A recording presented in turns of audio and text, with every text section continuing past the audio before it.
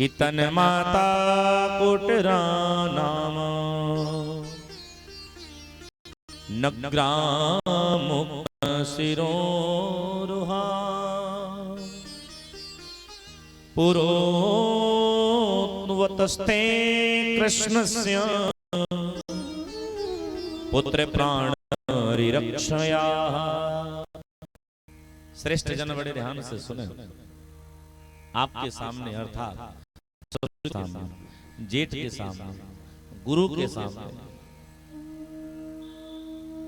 ससुर के सामने बहू, जेठ के सामने अनुज भाई की पत्नी, गुरु के सामने शिष्या,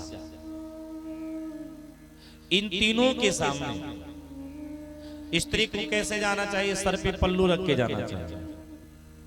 अगर इन तीनों के सामने नारियों को अपनी विपत्ति बतलानी हो तो रोने की आवश्यकता नहीं है। इन तीनों से अपनी विपत्ति की बात कहनी हो तो स्त्री को करना क्या चाहिए? अपने सर का पल्लू नीचे गिराना। तो शास्त्र कहता है जो स्त्री इन तीनों के सामने सर की पल्लू नीचे गिराती है तो शास्त्र कहता है ऐसी स्त्री अपनी व्यवस्था बता रही कि अब मैं नग्न हो रही हूं। कुटरा देवी आई, अपने सर की पल्लू नीचे गिरा के भगवान के सामने चुपचाप खड़ी हो गई। अगर ये तीनों, दूसरी बात ध्यान से सुनना,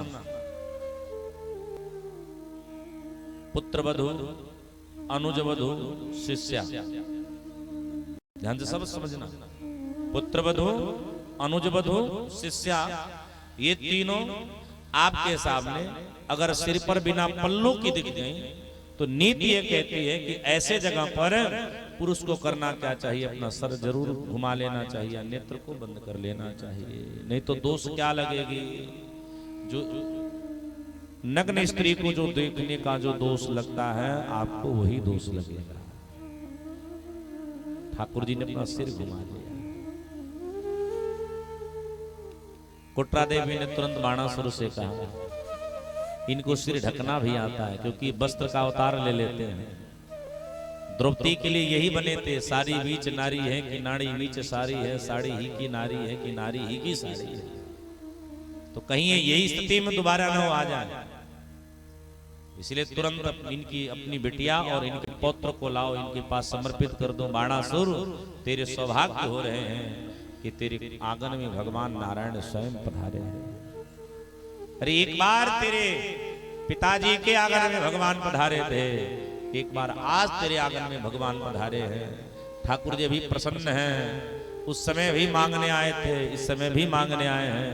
मानो उस समय धन मांगने आए थे और धन तो मिल गया, तो इस समय पौत्र वधू मांगने आए हैं। इसलिए तेरे पिताजी ने धन दी है, तू इनको अपनी बिटिया दे दे, क्योंकि बिटिया भी पिता का सबसे बड़ा धन होती है।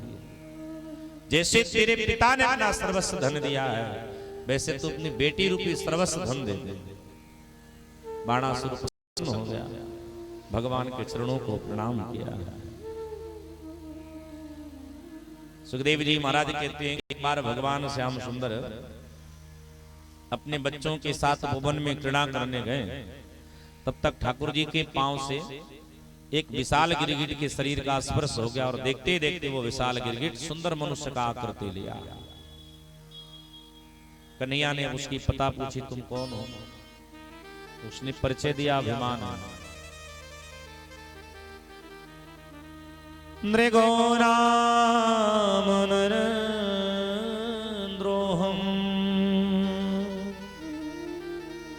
इक्ष्वाकुतनयः प्रभो दारिद्र्यमानेन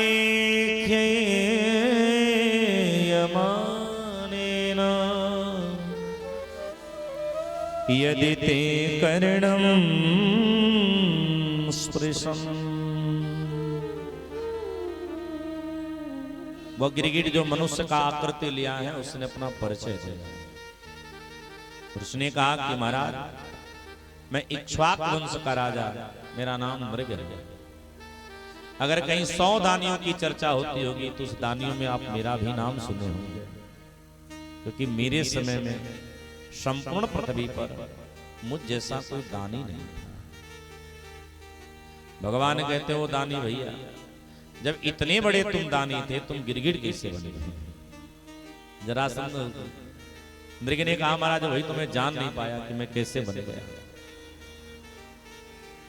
लेकिन एक बार जो मेरे भी मस्तिष्क में जो बात है मैं आपको बता रहा हूं। एक बार मैं अपने राज्य में कपिला गाय दान करना आरंभ किया। देखिए आजकल हम लोग गौदान करते हैं, तो गौदान कैसी दान करते हैं, जो एकदम बूढ़ी हो गई हो वही दान कर देते हैं। पर कभी जीवन में गौदान करने का अवसर प्राप्त होवे तो कैसी गैया दान करो जो 1 से 2 बछड़े को ही जन्म दी हो, ऐसी ही गैया दान करो, तभी आपको पूर्ण गौदान करने का भरपूर फल प्राप्त होगा। और एक बात और बात हम कहें, अगर किसी व्यक्ति को संपूर्ण पृथ्वी दान करने का फल चाहिए हो तो उस व्यक्ति को एक चीज जरूर दान कर देनी चाहिए। किसी व्यक्ति को संपूर्ण पृथ्वी का अगर दान करने का फल प्राप्त चाहिए तो उस व्यक्ति को एक चीज दान करना चाहिए। क्या करना चाहिए? बोले 2 मुखी गाय दान कर देना चाहिए। अब आप कहोगे महाराज 2 मुखी गाय कहां होती है? तो 2 मुखी गाय किसे कहते हैं ये पहले ध्यान से सुनो। जब कोई गौ बछड़े को जन्म देती है तो बछड़े का सबसे पहले मुख और 2 पांव दिखता है।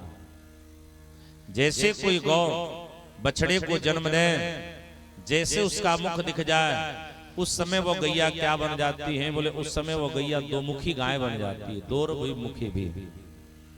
और जैसे आप उसी समय अगर संकल्प कर दिया कि मैं इस गाय को दान कर रहा हूं, संपूर्ण पृथ्वी को दान करने का व्यक्ति को फल मिल जाता है। अब पृथ्वी पर जितने तीर्थ होंगे, जितने जलाशय होंगे, जितने पवित्र स्थल होंगे, जितनी स्वर्ण होंगी, जितनी रजत होगी, जितना अन्न होगा, जितना वस्त्र होगा, जितना फलदार वृक्ष होगा, संपूर्ण दान करने का तुमको फल प्राप्त हो जाएगा। एक ने कहा महाराज पृथ्वी परिक्रमा करने का मन हो तब, तो महर्षि कात्यायन ने कहा कि संपूर्ण पृथ्वी अगर जिसको परिक्रमा करनी हो उस व्यक्ति को करना क्या चाहिए? बोले उस व्यक्ति को भी 2 मुखी गाय की ही प्रदक्षिणा कर लेनी चाहिए। जन्म देते समय गैया की जैसे बछड़े का मुख या बछिया का मुख दिख जाए, तत्काल उसी समय उस गैया की 5, 7, 1, 2 जितनी समय हो, तत्काल जो व्यक्ति परिक्रमा कर लेता है उस व्यक्ति को संपूर्ण पृथ्वी की परिक्रमा करने का फल प्राप्त हो जाता है। फिर कहीं 84 कोस परिक्रमा करने की जरूरत नहीं है, क्योंकि आपने 84 कोस की भी परिक्रमा कर चुकी है। मृग ने कहा महाराज मैं गौदान कर रहा था, लेकिन एक हमसे अपराध हो गया। अपराध क्या हुआ? मैं कोई गौ किसी ब्राह्मण को दान किया था, वो गैया उस ब्राह्मण के गौशाले से भाग करके मेरे गौशाले में आ गई, और भूलवश उसी गैया को मैं किसी दूसरे ब्राह्मण को दान कर दिया। दोनों ब्राह्मण उस गैया को लेकर मेरे पास आए और उस गैया को अपना अपना कह के मुझसे मांगने लगे। मैंने ब्राह्मणों से कहा महाराज आप सब शांत हो जाइए, मुझसे अपराध अनजाने में हुआ है, क्योंकि मैं जानबूझ के नहीं किया।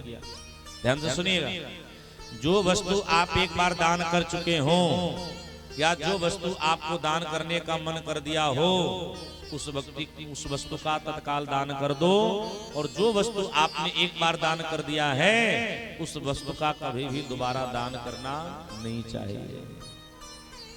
मृग ने कहा यह अपराध हमसे अनजाने में हुआ है, इस अपराध की मैं क्षमा चाहता हूं। एक ब्राह्मण यह गाय ले लो और एक ब्राह्मण इस गाय के बदले में गवां लक्षम प्रकृष्टाना दास्य में प्रदेयता।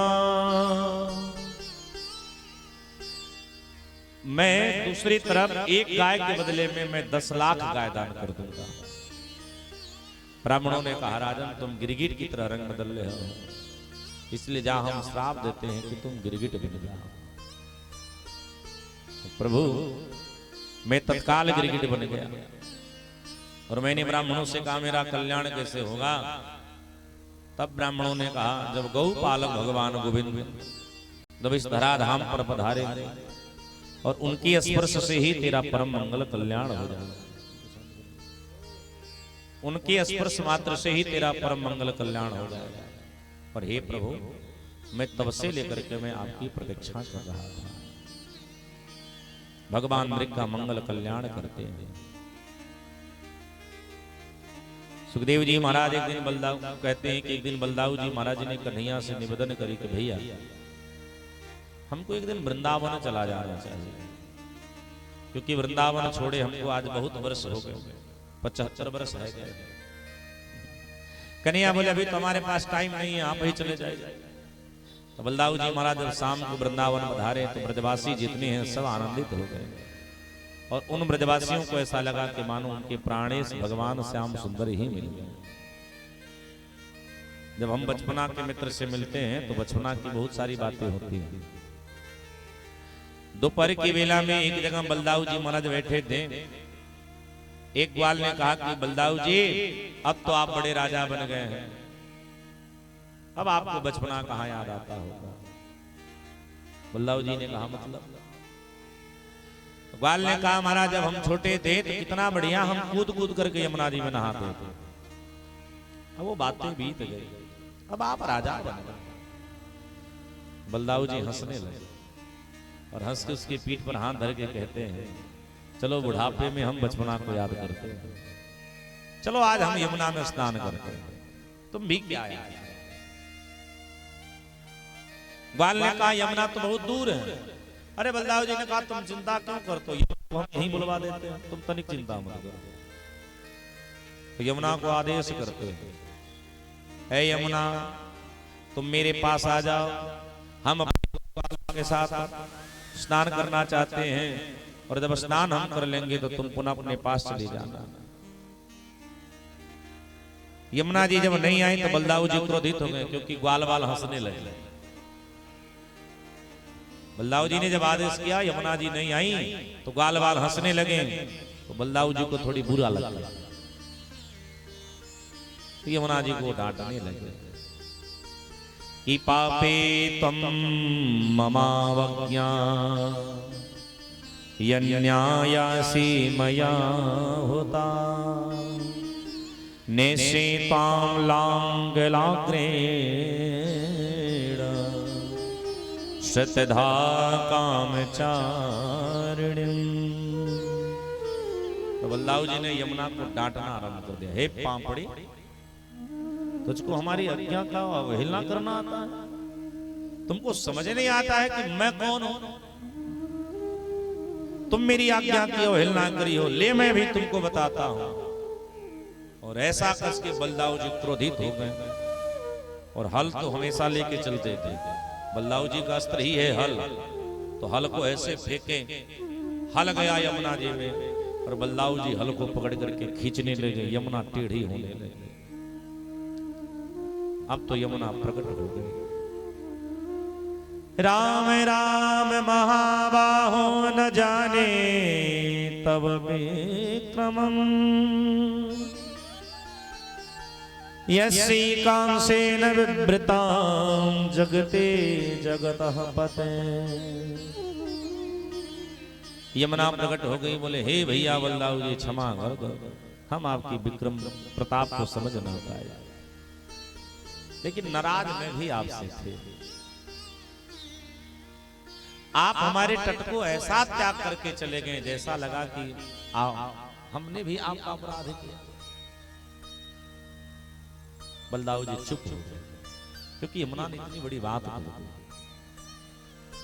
बलदाऊ जी ने कहा कि हम ग्वाल वालों के साथ स्नान करना चाहते हैं, लेकिन तुमने मेरी आज्ञा की अवहेलना करी है, इसलिए जा हम अब तुमको आदेश करते हैं कि तुम अब ऐसे ही टेढ़ी बह के बहना। आप कभी वृंदावन जाइएगा, आपको वृंदावन में यमुना जी हल की तरह दिखेंगे, ऐसी टेढ़ी। ग्वाल वालों के साथ बलदाऊ जी महाराज स्नान करते हैं और कचुदिनी वास करके बलदाऊ जी महाराज यहीं से जनकपुरी की मंगल यात्रा को गए हैं, क्योंकि बलदाऊ जी के परम मित्र हैं श्रीमान विदेहराज जी, जनक जी महाराज। बड़े ही सुंदर मित्र हैं। इधर भगवान का एक भक्त हुआ जो भगवान से बाद में शत्रुता का कार्य कर दी, नाम है पौंड्रुक वसुदेव, जिसने अपने आप को ही वासुदेव कह दिया। तो भगवान इस पौंड्रुक का मंगल कल्याण करते हैं। तो तब हमारे पांडवों ने एक यज्ञ आरंभ करी है, जिस यज्ञ का नाम है राजसू यज्ञ। भगवान पांडवों के पास गए और पांडवों से कहते हैं आप सब राजसू यज्ञ तो कर रहे हो, लेकिन ये राजसू यज्ञ करने का अधिकारी वही होता है जिसकी विजय की पताका दसों दिशाओं में लहराती है। कहां कहां नहीं लहरा रही है? तो पांडवों ने कहा महाराज सब जगह तो लहरा रही है, पर महाराज जरासंध की नगरी नहीं लहरा रही है। भगवान कहते हैं चलिए हम लोग जरासंध क्या, हमारी भी कुछ पुराना हिसाब है, हम भी उस हिसाब को पूरा करते हैं, हम भी उस हिसाब को पूरा करते हैं। तो ठाकुर जी अर्जुन और भीम दादा को लेकर के गए हैं और क्या बने हैं? बोले ठाकुर जी नकली पंडित बने गए। प्रेम से बोलिए जय सिया राम, जोर से बोलिए। जो ना बोले जोर से जय सिया राम, एक नंबर का नमक हराम, इसलिए जोर से बोलो जय सिया राम। महाराज आजकल भी समाज में बहुत नकली पंडित घूम रहे हैं और नकली बाबाओं की तुम भरमार हो गई, और नकली के चक्कर में बेचारे असली पीटे जा रहे हैं। हाँ। कुछ दिन पहले टीवी पर एक बाबा आते थे, निर्मल बाबा। कुछ दिन टीवी पर निर्मल बाबा आते थे, उनका दरबार एक बार हम देख रहे थे। एक महिला गई, बोली महाराज हमारे घर बेटा नहीं है। बोले समोसा खाओ बेटा हो जाए। बोले समोसा तो खाए, तो किसके साथ खाई हो? बोले बिना चटनी से खाए। तो बाबा जी बोले हरिहर चटनी लगा के खाओ बेटा हो जाए। क्योंकि देखो जो नकली होंगे उनके पार आडंबर बहुत ज्यादा है, असली को आडंबर की आवश्यकता नहीं, असली तो कहीं रहेगा, मस्त रहेगा। और कलयुग में दिखता वही है, बिकता वही है जो दिखता ज्यादा है। और कलयुग में महाराज जहां अत्यधिक माल बिकती है ना, वहां लिखा होता हुआ इस माल की कोई गारंटी नहीं है और बिका माल वापस भी नहीं देगा।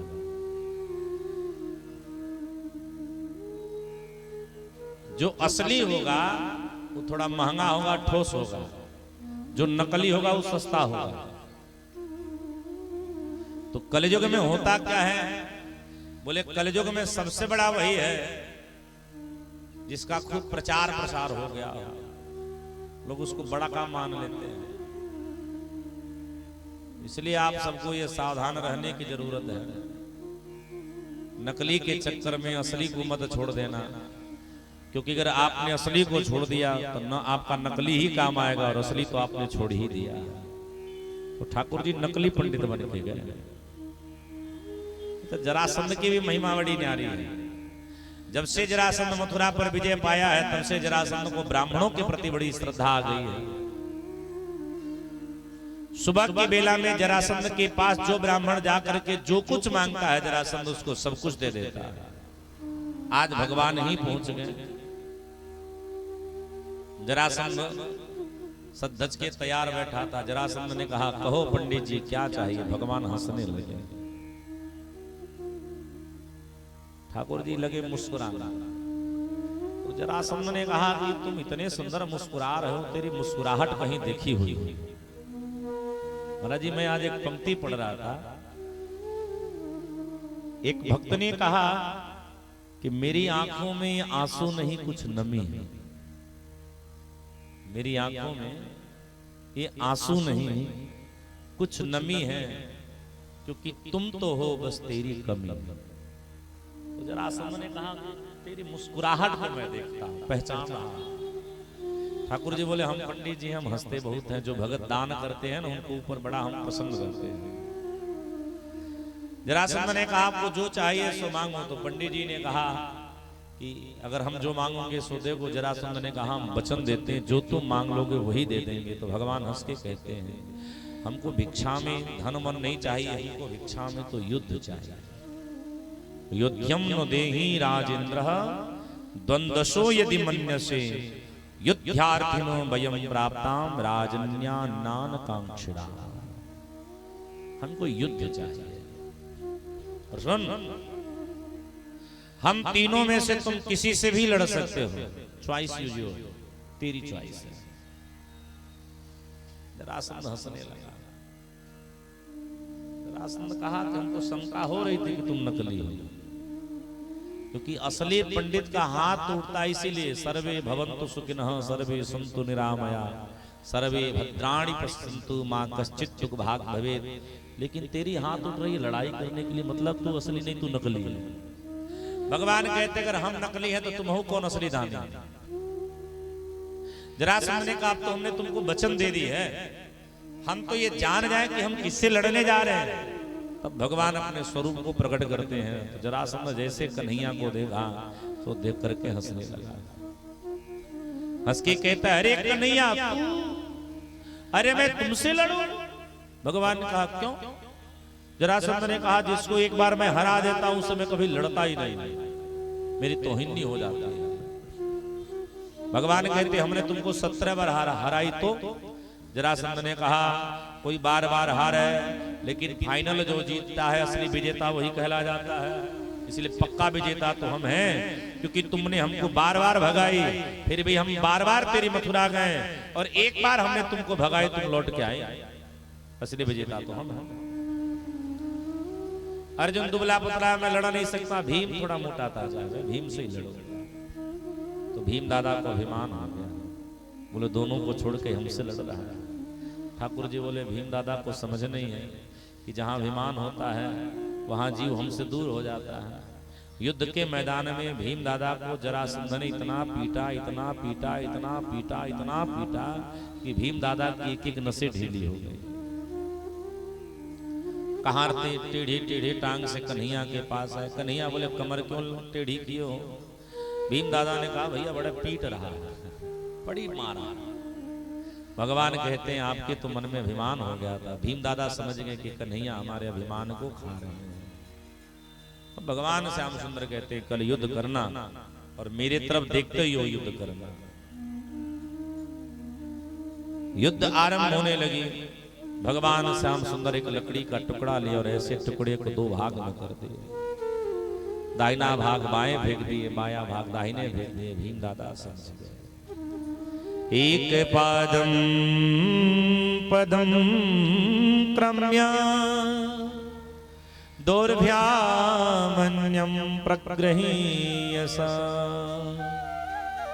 गुदतः पाटयामास शाखामिव महागजाः।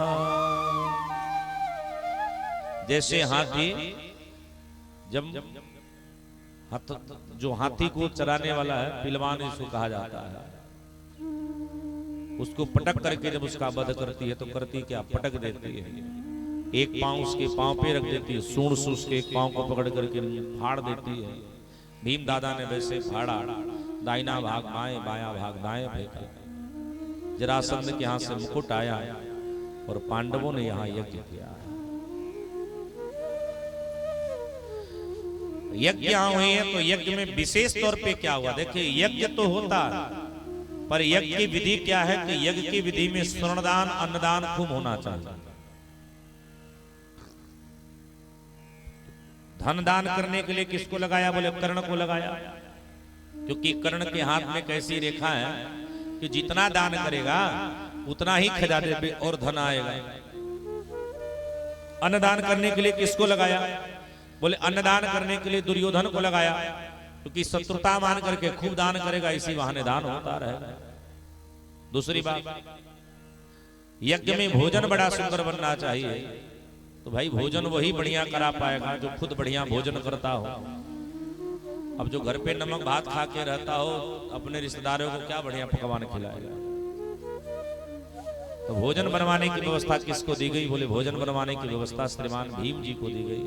क्योंकि भीम से बढ़िया कोई भोजन नहीं करता है। भोजन खूब बढ़िया बन जाए, लेकिन भोजन को अच्छी तरह से परोस के खिलाया ना जाए तो भोजन की महिमा अच्छी नहीं होती है। इसलिए भोजन से बढ़िया भोजन परोसने वाले होशियार होना चाहिए। तो भोजन परोसने की जो व्यवस्था दी गई वो द्रौपदी को दी गई।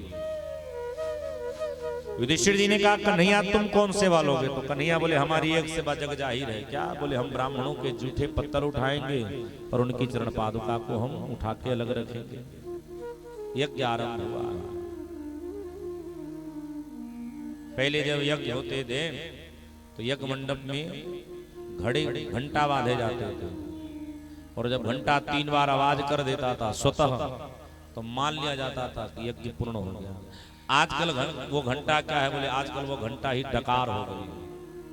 अर्थात संत रूपी जब संतों को भोजन कराइए और जब संत डकार मार लें तो समझिए आपका यज्ञ पूरा हो गया। अच्छा यो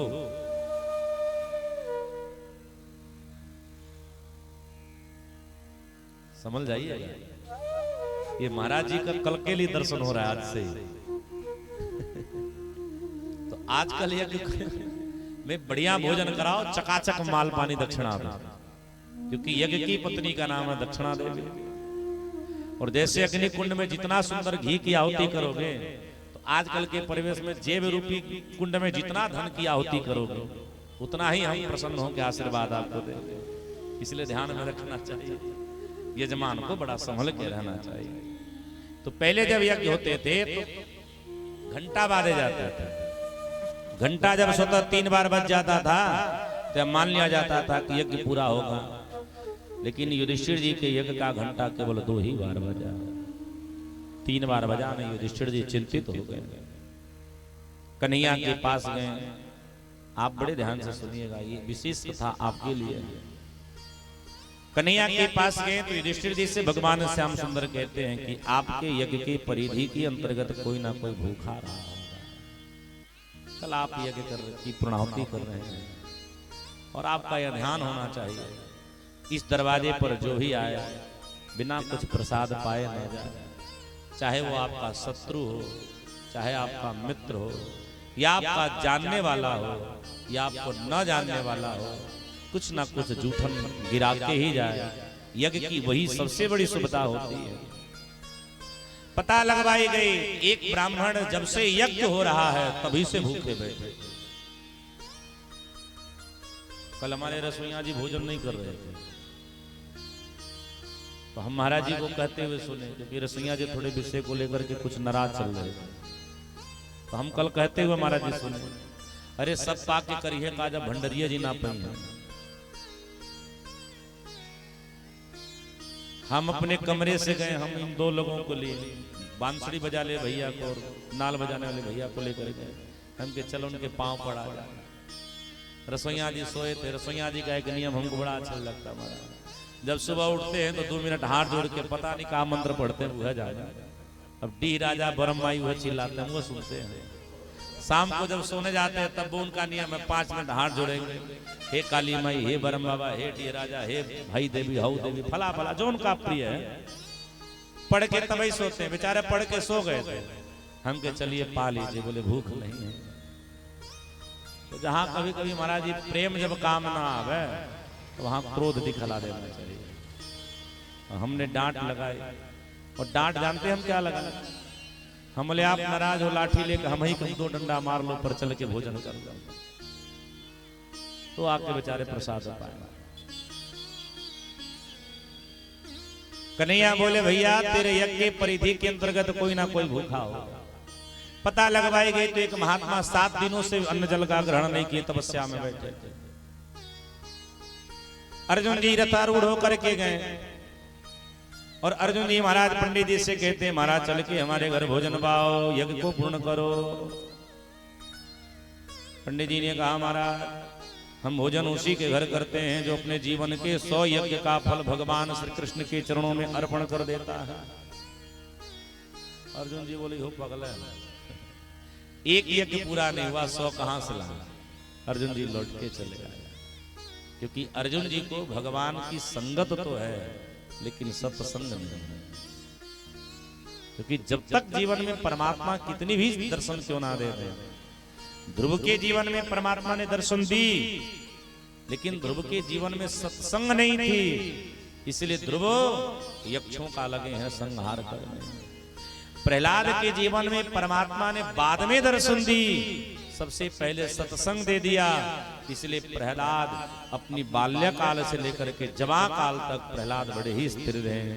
सत्संग करता क्या है, बोले सत्संग जीव को सुजत बना देता है, स्थिर कर देता है, संभाल देता है। अर्जुन के आगे पीछे भगवान बोलते थे पर सत्संग नहीं था। सत्संग किनके जीवन में था, बोले सत्संग द्रौपदी के जीवन में था। द्रौपदी ने कहा महात्मा को मनाने में जा रहे हैं। युधिष्ठिर जी ने कहा रथ सजाओ, सैनिकों को तैयार कर दो, क्योंकि पांडवों की कुल वधू जा रही है। द्रौपदी ने कहा ये सब आडंबर की आवश्यकता नहीं है, मैं महात्मा से मिलने अकेले और नंगे पांव जाना चाहती हूं। कन्हैया हंसने लगे, कन्हैया को समझ आ गई कि मेरी बहन स्थिर है। द्रौपदी गई है, महात्मा जी ने कहा तेरा पति आया था, मैंने तेरे पति से जो कहा मैं वो तुमसे कहता हूं, मैं भोजन उसी के घर करूंगा जो अपने जीवन में 100 यज्ञों का फल भगवान के चरणों में अर्पण कर देगा। द्रौपदी ने कहा महाराज कमंडल से जल दो, संकल्प मैं कर रही हूं। महात्मा जी ने कहा तेरा तो पति कह रहा था कि एक यज्ञ पूर्ण नहीं हुआ, तो द्रौपदी ने कहा मेरे पति को ज्ञान नहीं, क्योंकि संत दरस को जाइए